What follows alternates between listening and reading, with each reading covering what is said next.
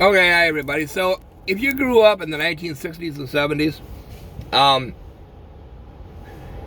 a lunchbox was a staple of your daily routine when you went to school, right?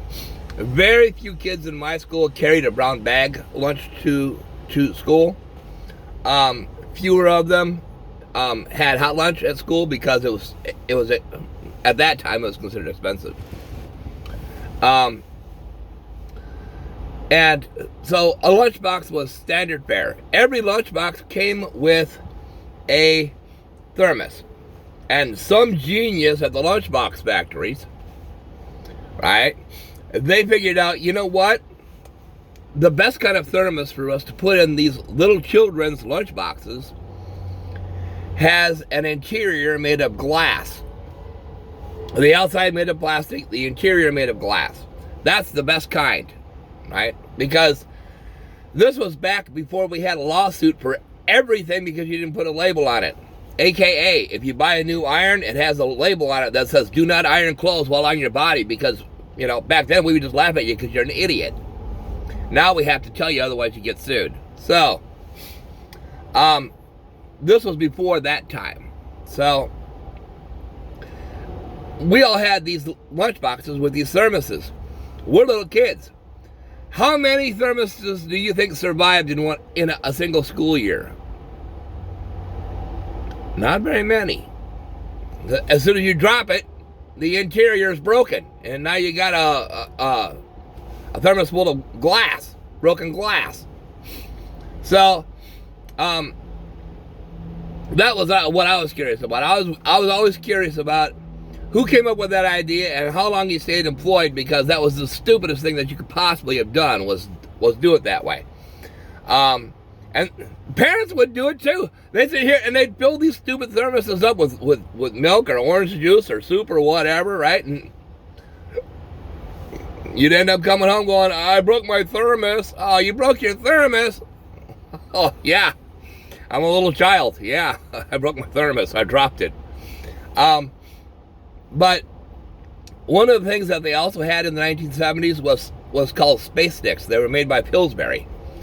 And they were advertised as food that the astronauts eat. And it was true. Astronauts did eat them in space. And what it was a great big long stick like this. And it contained, two of those, contained all of the vitamins and minerals that you need to be able to live. So, very rarely did my mother ever do anything that I insisted on her doing, but I insisted that she buy me those space sticks, and she looked at it and she said, you know what, I'll buy them. So she bought them, and she was making my lunch, and she said, what do you want for lunch? I said, my space sticks. And she said, okay, what do you want besides space sticks? Nothing, just space sticks. Now, my mother, being a wise person, she was probably thinking, well, you know what? That's going to last about a day before he's hungry, and he's going to sit here and say he wants something besides the space sticks. So I'll just give him the 2 space sticks. She said, okay. So she gave them to me. The next day, I was the only person that I remember seeing that had space sticks. I was the only one who had them. I had the food that the astronauts ate, so I was going to be the cool kid, in my mind anyway, right? Because I got the food the astronauts ate.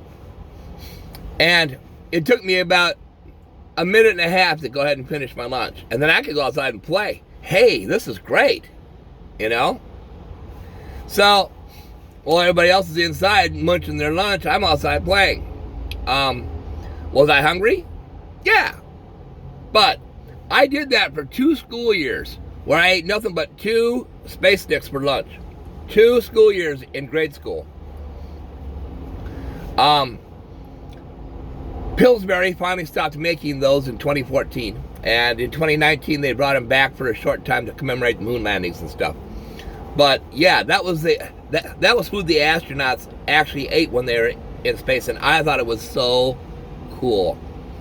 Now, if you go to a place online or some other sort of a place like a survival store, right? They have freeze-dried ice cream and all this other kind of stuff. That's the stuff the astronauts eat in space. So they just, it used to be for little kids and now it's for adults. So anyway, I thought that was interesting.